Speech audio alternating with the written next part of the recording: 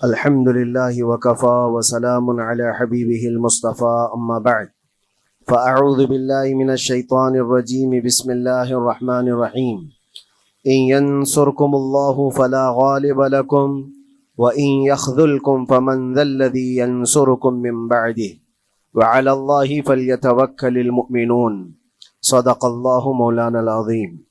بارگاہ رسالت معاب صلی اللہ علیہ وسلم میں درود پاک کا ہدیہ پیش کریں۔ اللہم صلی علی سیدنا و مولانا محمد معدن الجود والکرم وآلہ واصحابہ الکرام وابنہ الکریم وبارک وسلم صلاة دائمتا سرمدا ابدا۔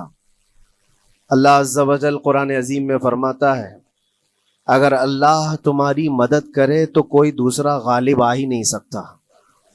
ان ینصرکم اللہ فلا غالب لکم، تم پر کوئی غلبہ حاصل نہیں کر سکتا اگر اللہ تمہاری مدد کرے۔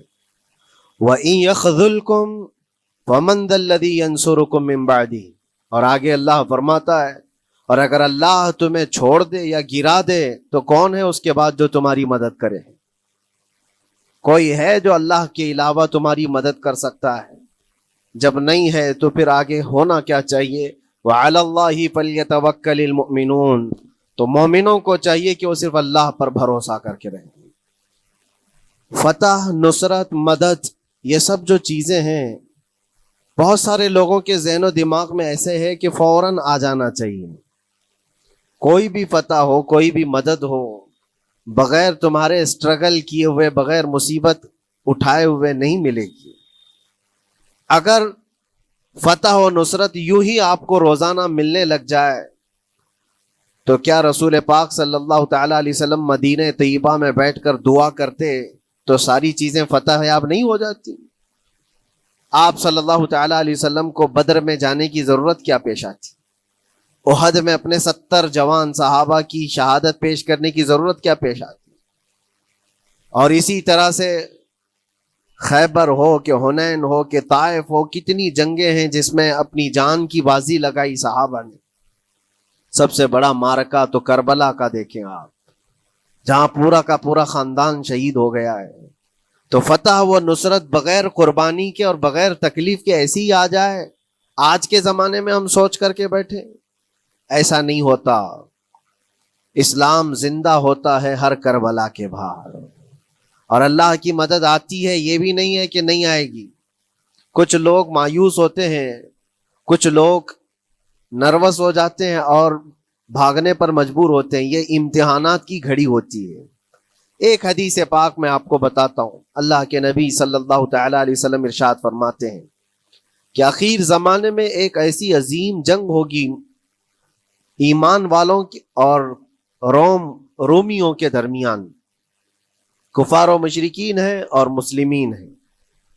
اس کو ملحمۃ الکبریٰ کہا گیا ہے، قیامت سے قریب ہونے والی یہ سب سے بڑی جنگ ہے۔ اسی سے آپ اندازہ لگائیں، اللہ کے حبیب صلی اللہ علیہ وسلم ارشاد فرماتے ہیں کہ اس میں کفار و مشرکین 80 جھنڈوں کے نیچے آئیں گے اور ہر جھنڈے کے نیچے 12,000 کی فوج ہوگی، جو تقریباً حساب کرنے پر 9,60,000 کی فوج بن جاتی ہے۔ اگر وہ مومنین سے مقابلہ کرنے کے لیے اتنی بڑی فوج ایک جگہ جمع ہوتی ہے تو پھر اس جنگ کا اندازہ کریں کتنی بڑی۔ اس کو الملحمۃ الکبریٰ کہا گیا ہے اس لیے کہ اس میں گوشت کے چھیتڑے اڑیں گے۔ ملحمہ جو کہا گیا ہے عربی میں کہ گوشت کے ٹکڑے ٹکڑے دیکھے جائیں گے، اس قدر اس میں جانیں جائیں گی۔ اس جنگ کے متعلق جو اللہ کے حبیب صلی اللہ علیہ وسلم نے پیشین گوئی کی ہے، جو پہلے سے خبر دی ہے، وہ کیا ہے؟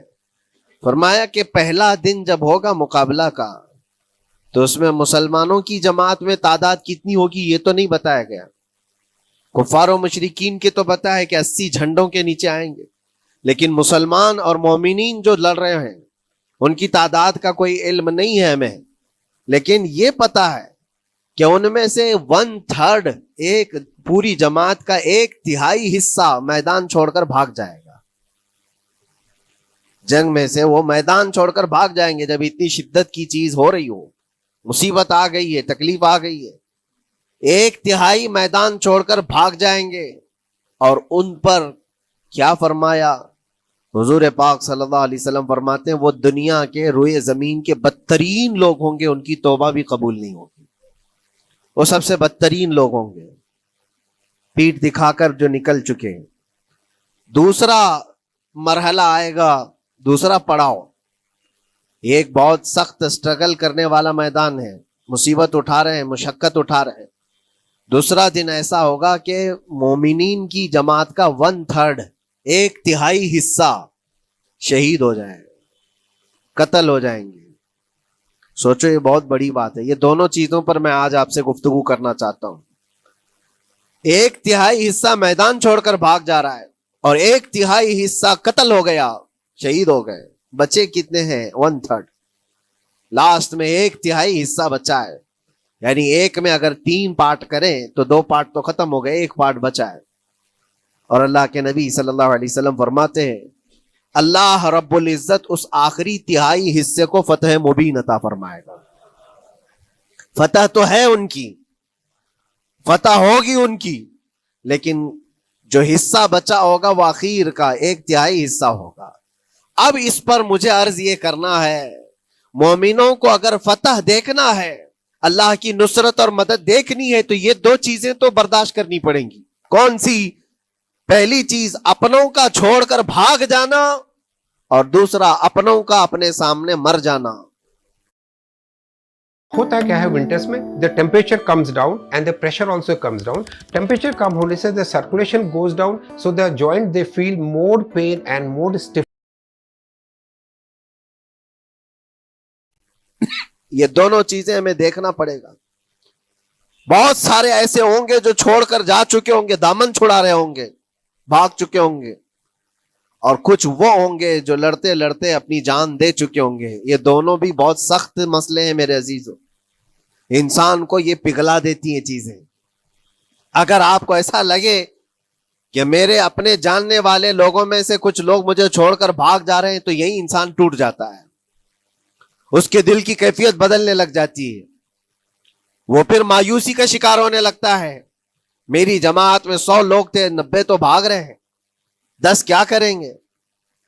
اس کا اندر سے جو عزم تھا، حوصلہ تھا، وہ ڈاواں ڈول ہونے لگ جاتا ہے۔ اپنوں کا چھوڑنا یہ بہت بڑی آزمائش ہوتی ہے، وہ کسی بھی میدان میں آپ دیکھ لیں، کسی بھی میدان میں اپنے لوگ اگر چھوڑ دیتے ہیں تو یہ اس کے لیے آزمائش ہے بہت بڑی۔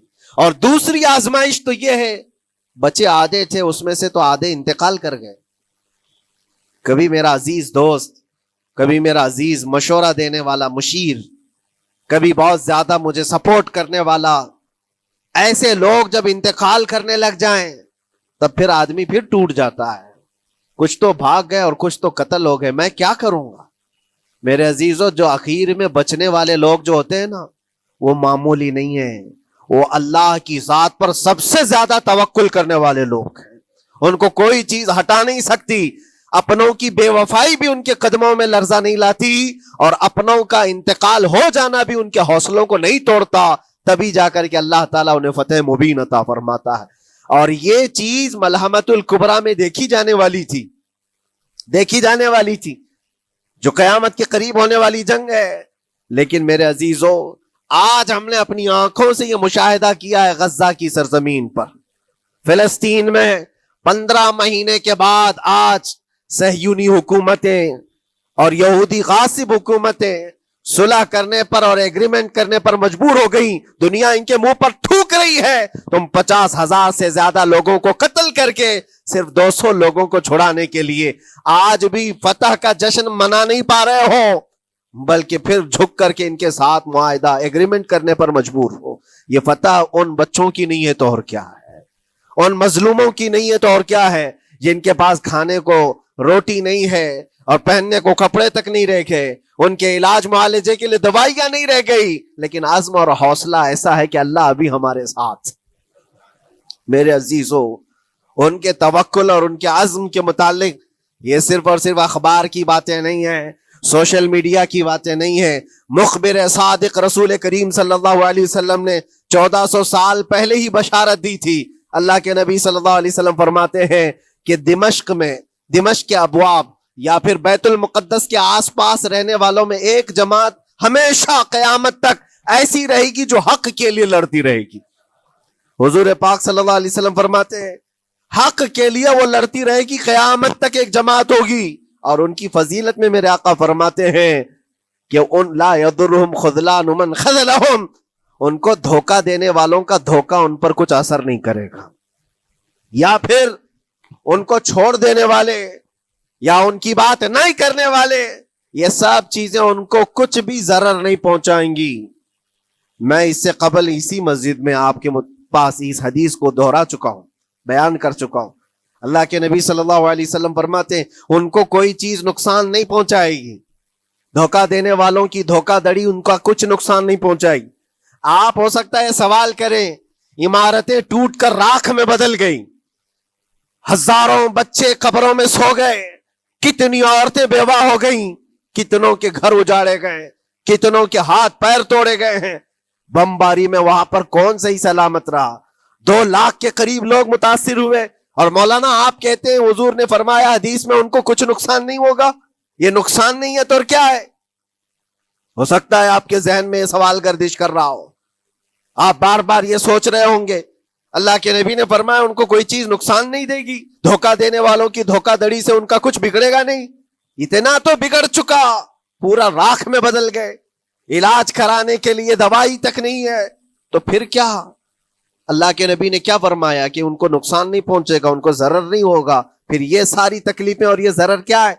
میں بتاتا ہوں میرے عزیزوں, جسم کا نقصان, جان کا نقصان, مال کا نقصان, جائیداد کا نقصان, یہ اللہ کے نبی نے نہیں فرمایا. یہ نقصانات مومن کے لیے کوئی معنی نہیں رکھتے.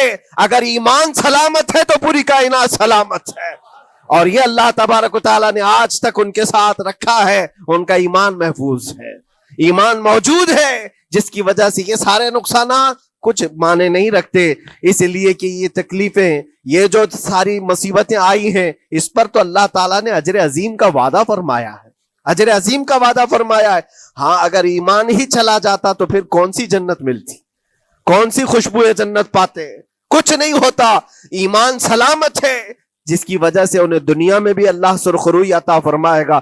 ایک بھی جگہ سے کہیں ان نہتے مسلمانوں کو جو غریب مظلوم ہیں اور ٹوٹے پھوٹے ہاتھوں اور ٹکڑے پہنے ہوئے بچے ہیں, ان کو کوئی یہ نہیں کہتا کہ یہ ظالموں کے لوگ ہیں, بلکہ ہر کوئی یہ کہتا ہے ایک ظالم کے خلاف جس کے پاس دنیا کے سارے آئٹم پاور ہیں, لیکن یہ نہتے بچے کھڑے ہیں, دعائیں بھی ان کے ساتھ ہیں اور رحمت الہی بھی ان کے ساتھ ہے. سلام ہے ان غزہ کے مظلومین کو. اور وہاں تو بچے, مرد تو مرد, عورتیں. آپ نے سنا ہوگا ان جوان لڑکیوں کا, میں نے دیکھا تھا, وہ کہہ رہی تھی کہ ہم رات کو برقع پہن کر کے اور رات کو ہم حجاب پہن کر کے سو جاتی ہیں, اس لیے کہ بمباری میں جب گھر تباہ ہو جاتے ہیں, صبح لوگ لاشیں اٹھانے آتے ہیں تو کہیں ہم بے پردہ لاشوں میں نہ مل جائیں. سلام ان بہنوں کو. آج وہ عورتیں سبق لیں ان سے جن کو اللہ نے ہر طرح کی نعمتیں دی ہے. تمہارے گھر میں جائیداد بے پناہ ہے, مال و دولت بے پناہ ہے, کپڑے روز بدلنے کے لیے تمہارے پاس ہیں, سب رکھ کر کے تم عورتوں کو آج ہم بازاروں میں جو بے پردہ دیکھتے ہیں, یہ شادی محلات میں ہر جگہ جو عورتوں کی بے حیائی اور بے پردگی دیکھ کر پھر میں سوچتا ہوں سلام ان بہنوں کو جو موت کی رات بھی حجاب ہٹانا نہیں چاہتی, اس لیے کہ دنیا سے جائیں تو اللہ کی بارگاہ میں حجاب کے ساتھ جائیں. یہ ایمان ہو تو پھر اللہ تبارک و تعالیٰ کی مدد بھی آتی ہے, نصرت الہی آتی ہے. مجھے بتاؤ میرے عزیزوں, 50,000 کا خون کر دینے والا وہ ظالم اور غاصب اسرائیل, وہ اپنے 200 قیدیوں کو چھوڑا کیوں نہیں سکا؟ وہ حاصل کیوں نہیں کر سکا 200 لوگوں کو, بلکہ ان میں سے 5 لوگوں کو کیوں نہیں حاصل کر سکا؟ 50,000 کو قتل کر ڈالا, اور وہ بھی سیویلینز کو, شہریوں کو, جن سے تمہارا مقابلہ ہے, ان کی موت کی تو کوئی خبر ہی نہیں آتی. جو تم سے برسر پیکار ہیں, جو لڑ رہے ہیں, ان کے موت کی خبر نہیں آتی. بچوں کی موت, عورتوں کی موت, ہاسپٹل میں موت, یہ سارا جو ناچ دیکھا گیا ہے 15 مہینے سے ہم دیکھتے آئے. لیکن افسوس اس بات کا ہے میرے عزیزوں, اللہ کا عذاب ان ظالم بادشاہوں پر بھی آئے گا جو ان کی موتوں پر دیکھ کر تماشے کر رہے ہیں. وہ اپنی عیاشیوں میں مصروف ہیں, وہ اپنے عیش قدوں میں शराब नोशी और कबाब खोरी पर मसरूफ हैं, और इन बच्चों की तड़पती हुई लाशों पर वो अपनी कुर्सियां सजाए बैठे हैं। वो अरब के जालिम बादशाह कहाँ हैं, जिनके घरों में सोने के टॉयलेट बनाए गए हों, जो सोने की कुर्सी पर बैठ करके हुकूमत और तख्त बिछाते हो। मेरे अजीजों, उनकी भी पकड़ आने वाली है, आप इंतजार करो, क्योंकि अल्लाह ताला कुरान में फरमाता है वसयअलमुल्लज़ीन ज़लमू अय्य मुनक़लिबिन यनक़लिबून, अनकरीब जुल्म करने वाले ये पहचान लेंगे कि अल्लाह उनको किस पलटी में गिराएगा, वो किस पलटी में, किस खाई में जाकर के गिरेंगे। अंदाजा करो, जालिम सिर्फ वो ही नहीं है जो बमबारी करता है और कत्ल आम करता है, जालिम वो भी है जो तमाशाई बन करके लोगों का सपोर्ट करता है, उन लोगों को सराहता है जो जुल्म कर रहे हैं। अफसोस का मकाम है, वो चीखते रह गए, चिल्लाते रह गए हैं, और फिर आखिर में वो बच्चों ने पुकार करके ये भी कहा हमें किसी जगह से मदद की उम्मीद नहीं है, ना हमारे पड़ोसी मुल्क से, न किसी बहुत बड़े मुस्लिम बादशाह से, हमें उम्मीद है फतह की और मदद की तो परवरदिगार आलम से है। और यकीनन मोमिनों के लिए अल्लाह ने यही फरमाया वअलल्लाहि फल्यतवक्कलिल मुमिनून, और मोमिनों को चाहिए कि सिर्फ अल्लाह ही पर भरोसा करें। मैंने देखा है मेरे अजीजों, ये दुनिया सिर्फ और सिर्फ लॉलीपॉप पकड़ा सकती है तुम्हें, इनके यहां मदद की कोई गुंजाइश नहीं है, ये हमारे साथ खेलते हैं, इनके दिलों के अंदर से रहम गायब है। ये बच्चों की तड़पती हुई लाशों को देखकर कोई आवाज तक नहीं उठाता, जो आवाज उठाने वाला उसको केस करके बंद कर डालेंगे।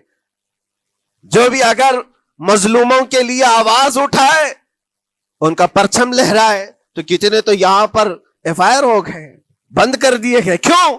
मजलूमों के लिए आवाज उठाना क्या यह हमारा राइट नहीं है, हमारा हक नहीं है? तुम जालिमों के लिए अलल ऐलान बात कर सकते हो, हम मजलूमों की बात भी नहीं कर सकते। कैसी बात है मेरे अजीजों, हम जिस दुनिया में जी रहे, इसीलिए मैं आपसे कहता हूं उठो वो घर ना हश्र ना होगा फिर कभी, दौड़ो के जमाना चाल अपनी चल गया, कुव्वत इश्क से हर पस्त को बाला कर दो, दहर में नामे मोहम्मद से उजाला कर दो।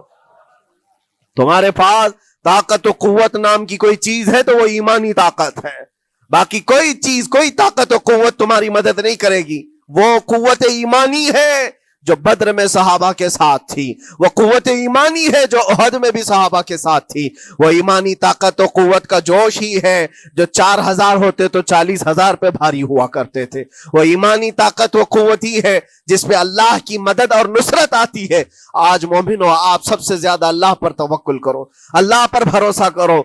मैंने देखा है मेरे अपने मामलात में 8 महीने तक मैं स्ट्रगल करता रहा, पल पल देखता रहा, और ऐसी जमीन पर मुझे लिटाया जाता जहां फर्शी भी नहीं है, पत्थरों की जमीन पर लेट लेट करके हमारी कमर टूटने पर आती। उस वक्त लोग ये कहते फलां की तरफ से मदद आ जाएगी, फलां की तरफ से मदद आ जाएगी, हमने ये लाइन भी लगा दी है, ये सोर्स भी लगा दिया है, हर तरफ देखता रहा। आखिर में फिर यकीन हुआ मदद कहीं से नहीं, मेरे परवरदिगार से ही आएगी। अल्लाह ही मदद करता है मोमिनों की। बस ये है कि सब्र जरूरी है और थोड़ी मुसीबत उठाना जरूरी है, इसलिए कि मिजाज है इस्लाम का, इस्लाम जिंदा होता है हर करबला के बाद। अपनी कुर्बानियां दो और कुर्बानियां जाया नहीं होती, रंग लाएंगी, हमारी शहादतें रंग लाएंगी। उन बच्चों की शहादतें रायगा नहीं जाएंगी जो 40,000 के करीब शहीद हो चुके हैं, वो रंग लाएगी। फतह बैतुल मुकद्दस के लिए इनकी कुर्बानियां, इनकी शहादतें एक अजीम बाब बन करके निकलेंगी, एक अजीम दरवाजा बन करके निकलेंगी। आप इंतजार करना, वो दिन करीब आ रहा है जिसके मुतालिक मेरे मुस्तफा ने बशारतें दी हैं। एक वक्त वो आएगा जब इमाम मेहदी का ज़हूर होगा और सिर्फ परचम इस्लाम लहराएगा। वो दिन आएगा, ये कुर्बानियां जाया नहीं जाएंगी मेरे अजीजों। और अल्लाह करीम ने कुरान में फरमाया, आप लोग डरते होंगे मौलाना फिर से ये सारी चीजें बोल रहे हैं, उनको बुरा लगेगा, इनको बुरा लगेगा, बहुतों को बुरा लगेगा, ये मेरी बात नहीं, कुरान कहता है वलौ करिहल काफिरून वलौ करिहल मुशरिकून। अल्लाह कुरान में फरमाता है युरीदून लियुत्फिऊ नूरल्लाहि बिअफ़वाहिहिम, लोग तो चाहते हैं अल्लाह के चिराग को अपने मुंह के फूंकों से बुझा दें, अल्लाह के चिराग को अपने मुंह के फूंकों से बुझा दें। अल्लाह का चिराग इस्लाम है, अल्लाह का चिराग ये कुरान है, अल्लाह का चिराग रसूल पाक की जात है। और जालिम ये चाहते हैं अपने मुंह के फूंकों से इस चिराग को बुझा दे اور قرآن کہتے ہیں واللہ متم نورہ، اللہ تعالیٰ اپنے نور کو، اپنے چراغ کو مکمل کر کے رہے گا اور پوری دنیا میں غالب آ کر رہے گا۔ آخر میں یہ جملہ اللہ نے فرمایا اگرچہ کافر یہ بات ناپسند کرتے ہوں، اگرچہ مشرک یہ بات ناپسند کرتے ہوں، میں نہیں کہہ رہا، اللہ کہہ رہا ہے یہ بات تو بری لگے گی ہی۔ ایسا کیوں بولتے ہیں؟ اس لیے کہ یہ ہونے والا ہے جو قرآن نے کہا۔ یاد رکھو زمین اوپر جا سکتی ہے، آسمان نیچے آ سکتا ہے، لیکن میرے رب کا فرمان کبھی ٹل نہیں سکتا۔ جو قرآن نے کہا ہے وہ ہو کر رہے گا، اور اسی پر ایمان ہم سب مومنوں کی شان ہے، ہم سب مومنوں کی شان ہے۔ بس آپ کے لیے ذمہ داری یہ ہے، آؤ ان برائیوں کی وادیوں سے جس میں پڑے ہوئے ہو، نوجوانوں سے میں گزارش کرتا ہوں تمہاری نمازوں کا حساب کر لو، تمہارے اپنے اعمال کا حساب کر لو۔ اللہ کی مدد کو پکارتے ہو تو یقیناً اپنے چہرے صاف تو کر لو، اپنے دلوں کو پاک تو کر لو، اپنے اعمال، اپنی پیشانیوں کو مسجدوں کے سجدوں سے سجا تو لو۔ پھر مانگنے میں تمہیں ایک مزہ بھی آئے، ایک لطف بھی آئے، رحمان کی بارگاہ میں ہاتھ اٹھائیں تو آپ کو لطف بھی آئے، اپنے لیے بھی اور مظلومین کے لیے بھی مانگنے میں مزہ تو آئے۔ لیکن جب آج ہاتھ اٹھاتے ہیں تو پھر یہ دل میں بات آتی ہے فجر تو قضا کر کے سویا تھا، عشاء تو پڑھا نہیں تھا، اور میرے حالات یہ ہیں، حرام کھایا ہوا ہے، کسی کا مال غصب کیا ہوا ہے۔ ان تمام معاملات کو لے کر کس طرح سے ہاتھ اٹھاؤ گے اللہ کی بارگاہ میں؟ پہلے اپنے آپ کو پاک کر لو میرے عزیزو۔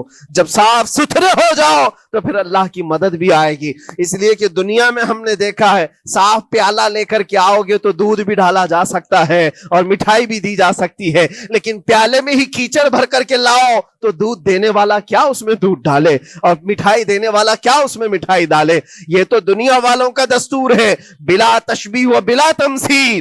اپنے پاک دلوں کو لے کر اللہ کی بارگاہ میں جاؤ تو فوراً تمہارے لیے مدد بھی آ جائے، فوراً مدد بھی آ جائے۔ اللہ کریم ان غزہ کے نہتے اور مظلوم مسلمانوں کی فتح کو سدا قائم و دائم رکھے، اور ان کے ٹوٹے پھوٹے بکھرے گھروں کو اللہ تعالیٰ پھر سے آبادی عطا فرمائے، ان کے کمزوروں کو مولا طاقت و قوت عطا فرمائے، ان کے شہیدوں کو مولا اجر عظیم نصیب فرمائے، ان کی بیواؤں کو مولا صبر جمیل عطا فرمائے، ان کے یتیموں کو مولا طاقت و قوت عطا کرے، ان کی مسجدوں کی آواز اور ان کی گونج کو مولا پھر سے بلندی عطا فرمائے، اور ان کے صبر اور ان کے استقامت اور ان کے حوصلے کو مولا پورے دنیا کے مومنین کے دلوں میں قائم عطا فرمائے۔ ان کے ہر طرح کے حوصلے، ان کے صبر اور ان کے مجاہدانہ استقلال کو مولا ہم سب کے لیے ذریعے نجات عطا فرمائے۔ ہماری نسلوں کے لیے اللہ تعالیٰ ایک سبق آموز حکایت عطا فرمائے۔ مولا کریم تیرے دربار میں دعا ہے ہم سب کو بزدلوں کی جماعت سے نجات عطا فرما۔ مولا ہم کو منافقین اور مشرکین اور کافرین کے وسوسوں اور ان کے تمام فتن و شرور سے محفوظ فرما دے۔ ہم سب کو ظالموں کے ظلم سے بچا، فتینوں کے فتنے سے بچا، شرین کے شر سے بچا، حاسدین کے حسد سے بچا، جلنے والوں کی جلن سے محفوظ فرما۔ خدایا قدیر و جبار آخری سانس تک ہمارے ہاتھوں کو غیروں کے سامنے پھیلنے سے محفوظ فرما دے۔ تو اپنا اور اپنے حبیبوں کا